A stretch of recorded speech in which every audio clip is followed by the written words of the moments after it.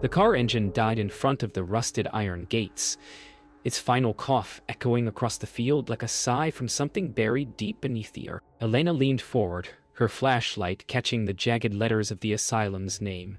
St. Dimphna's Hospital for the Mentally Afflicted, barely legible through a veil of ivy. Marcus adjusted the camera on his shoulder, the red record light flickering like a pulse. "Still think it's just another urban legend?" he asked. She didn't answer. The gates creaked open as if summoned by their breath. The first act of intrusion had begun. Every step toward the asylum seemed to thicken the air, each breath tasting faintly of rot and metal. From the shadows beyond the gate, the silent building waited, its hollow windows unblinking. Inside the perimeter, the air felt heavier, almost electrical. The grass crunched underfoot, long dead and damp. Marcus filmed the entrance hall's broken archway. Its doors collapsed inward like ribs around a wound. Elena crouched near a pile of scattered documents, each one water-stained and brittle.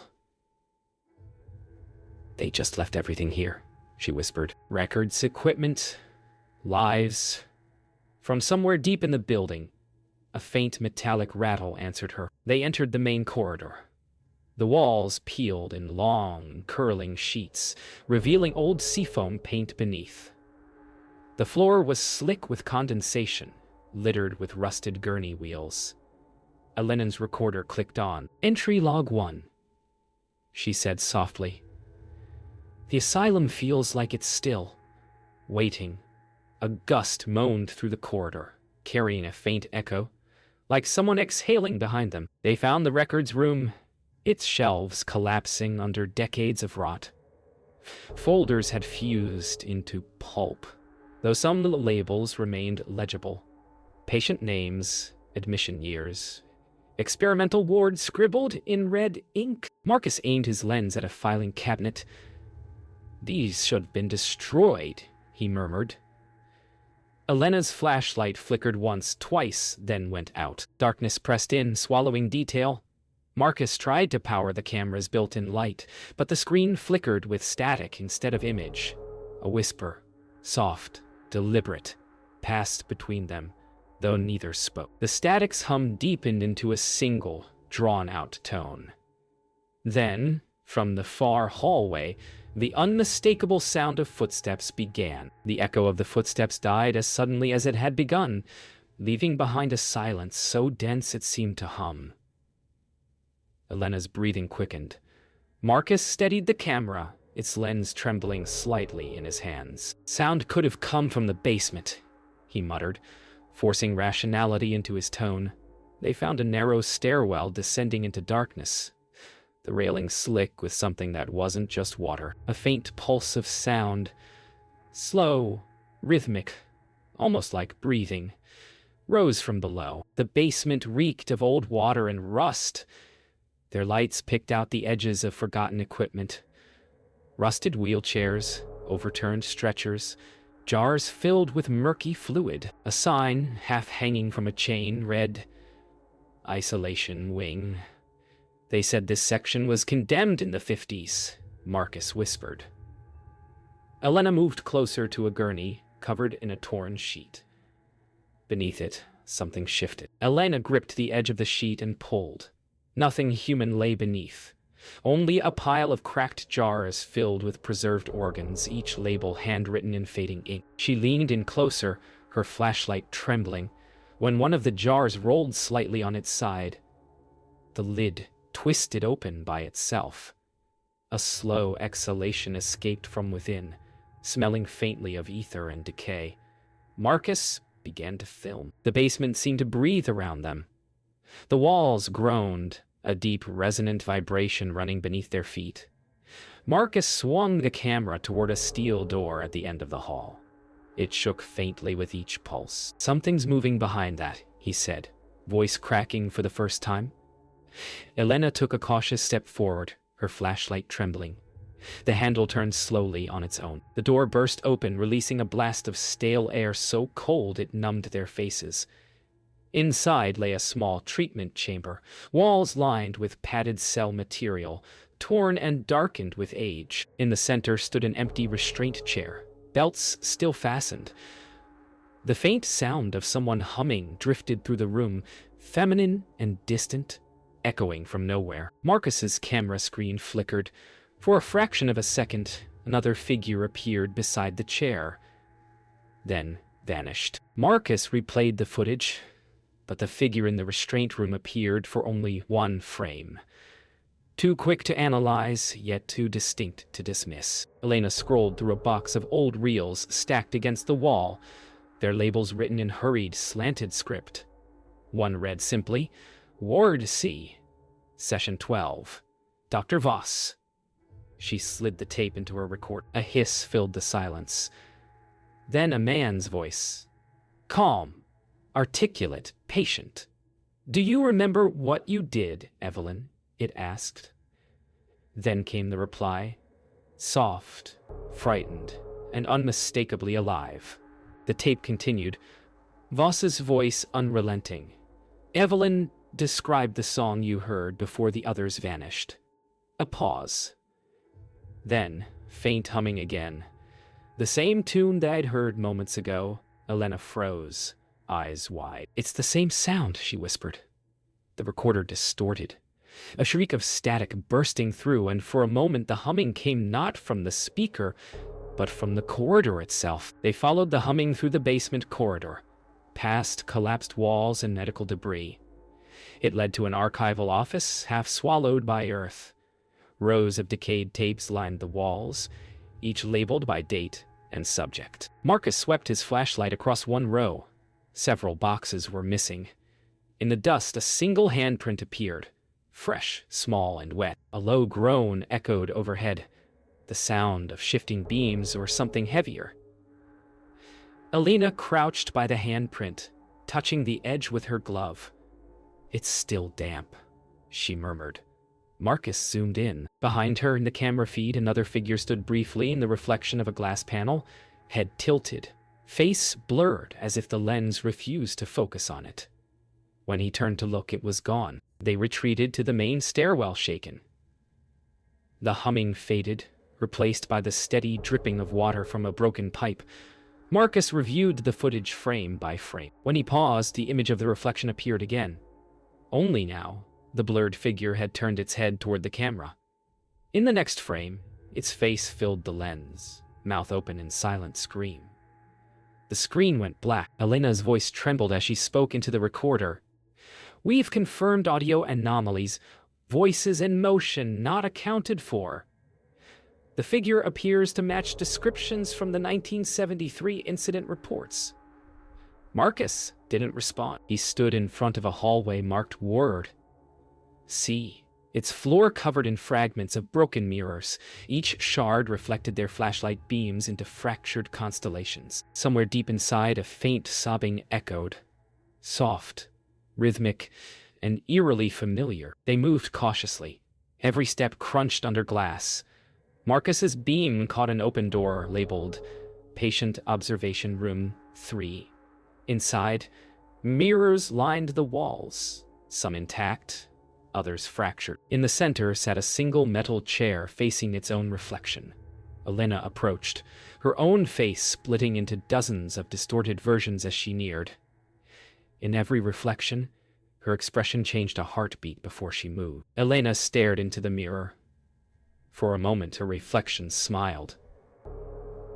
The real Elena did not. She stumbled backward, breath catching. Marcus turned the camera toward her reflection.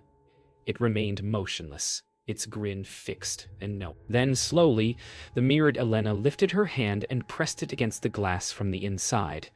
The glass rippled like water. The ripple spread across every mirror in the room, distorting Marcus' reflection until dozens of versions of him stared back, each slightly out of sync, mouths moving without sound. Elena, he whispered.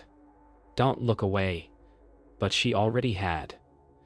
The mirrors darkened simultaneously, swallowing light until the only visible thing was the faint outline of the smiling reflection still pressing from the inside. Then, silence. A single mirror cracked with a sharp pop. The fracture spread like lightning, cascading through every surface. The smiling reflection's eyes widened, mouth contorting before shattering into 1,000 fragments. The light returned, but the chair in the room was no longer empty. Someone sat there. A man in a white coat, head bowed, hands folded. Dr. Elias Voss had returned. The air in the observation room hung still, the dust unmoving, as though time itself held its breath. Dr. Voss did not look up.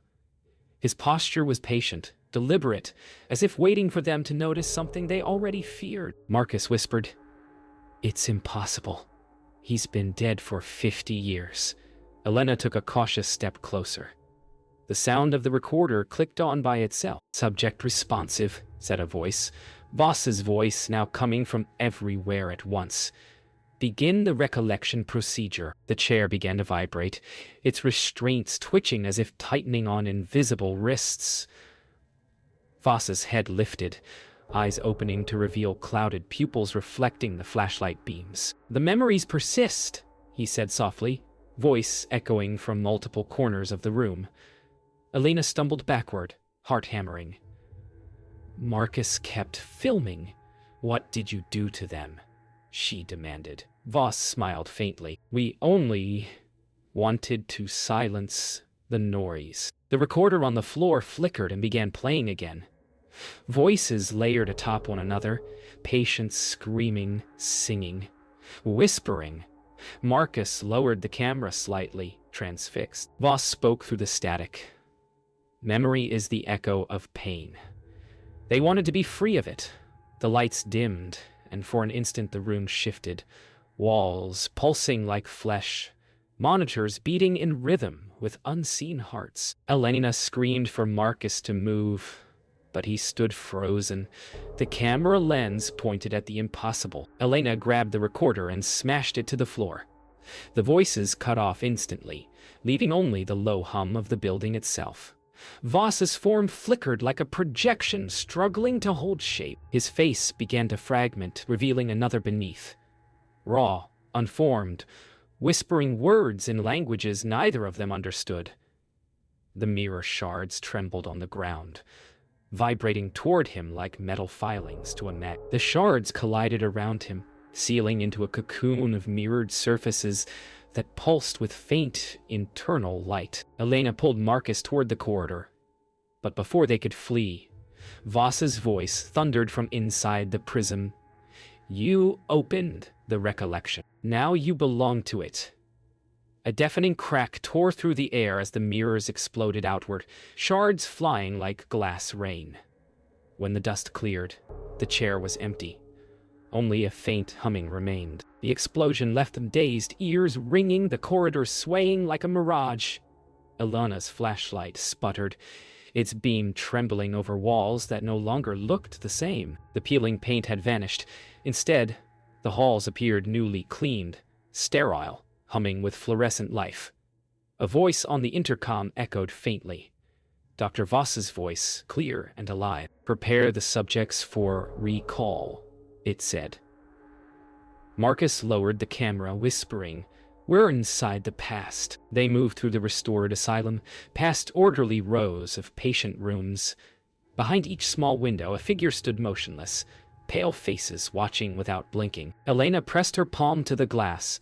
The patient inside mirrored her perfectly, every movement matching hers with impossible precision. "These aren't reflections," Marcus murmured.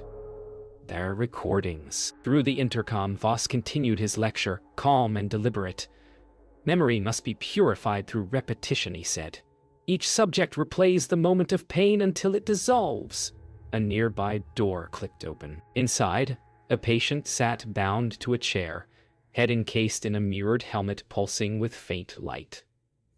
When Elena approached, the patient looked up, and she saw her own eyes staring back. Elena ripped off the helmet, revealing a pale, lifeless face, her own or what looked like her.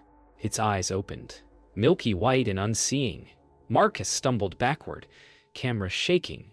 Voss's voice grew louder through the speakers. "Every subject leaves behind an echo. You are only what remains." The lights flickered, and every door in the corridor began to open in unison, releasing dozens of patients into the hall. The patients advanced silently, faces blank, each step synchronized. Marcus dropped the camera and pulled Elena toward an emergency exit sign glowing faintly red. Behind them, the walls rippled like reflections in water. "We have to wake up," Elena gasped, realizing the truth. The recollection wasn't a place but a loop. As they pushed through the door, the hallway dissolved into white light, erasing everything behind them. Light flooded everything, too bright, too pure to be real. Elena opened her eyes and found herself lying in a hospital bed, the sheets crisp and white. For a moment, she thought she'd escape. Then she saw the logo stitched into the blanket. St. Dymphna's Hospital for the Mentally Afflicted. Marcus sat beside her, pale and silent, camera in his lap. "How long have we been here?" she whispered. He didn't answer. The monitor beside her flickered, not with a pulse line, but with the faint image of the asylum's gates. She sat up, ripping the IV from her arm. "We're still inside," she said, panic rising. Marcus looked at her finally, and his eyes were wrong, too still, too reflective. The camera in his lap powered on by itself, the screen showing a live feed of them from above, like surveillance footage. "He's still recording," Marcus said in a voice that wasn't his own. The walls began to tremble. Monitors blinked with fragments of footage. Every moment they'd filmed inside the asylum were playing out of order. Marcus's reflection in the screen smiled independently, eyes hollow, whispering words from Voss's old recordings. Elena backed toward the door, but when she reached for the handle, it wasn't metal anymore. It pulsed like living tissue. The ceiling split open, revealing the same restraint chair suspended above by wires and IV tubes. In it sat Dr. Elias Voss, eyes open, mouth whispering constant scripture of data and memory. "The recollection is complete," he said. "Now you exist only in playback." Marcus turned to Elena, tears running down his face as the camera's red light blinked faster.